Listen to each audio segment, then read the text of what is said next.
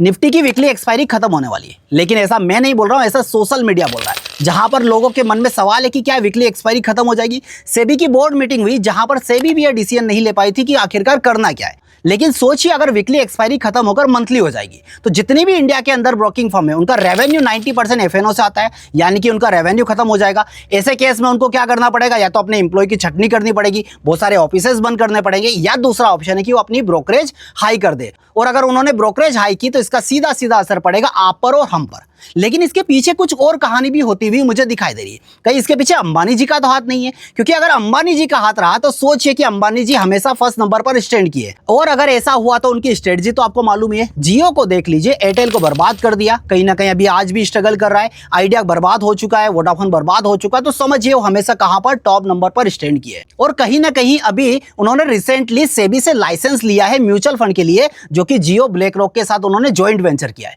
और धीरे धीरे वो ब्रोकिंग में भी एंटर करने वाले। तो अगर ऐसा कुछ हुआ तो सोचिए कि कहीं ना कहीं वो जीरो ब्रोकरेज का प्लान लेकर आए तो सारे के सारे ट्रेडर कहां पर कन्वर्ट हो जाएंगे, जियो में कन्वर्ट हो जाएंगे, और सबसे बड़ा डेटाबेस भी फिलहाल अभी उन्हीं के पास है। तो कहीं ना कहीं सोचिए इसमें आपकी और हमारी तो वाहवाही हो जाएगी, लेकिन बहुत सारी ब्रोकिंग फर्म बर्बाद हो जाएगी और एक टाइम पर जियो का ही फिर राज चलेगा। तो आपको भी क्या यही लगता है कि इंडिया में ओनली अदानी अंबानी चल रहा है? और ऐसे ही फैक्ट जानने के लिए मेरे इस पेज को फॉलो करना बिल्कुल मत भूलिएगा।